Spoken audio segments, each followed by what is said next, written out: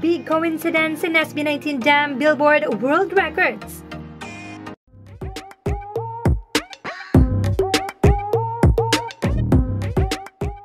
Yes, SB19 is the first ever Filipino artist to rank number 1 in the Billboard World Digital Song Sales Chart. And do you know who got the second spot? Well, it's SB19 still with Gento at number 8 in 2023. Now here's a big coincidence that will amaze you. Damn is at number 1, Gento is at number 8, put them together and you will get 18. Now on their debut date, Damn is on March 15 and Gento June 3. Add the 15 of Damn and 3 of Gento and you will get 18. Now, we all know with SB19, lahat ng ginagawa nila, they always consider 18 at may dedication pa sa fandom.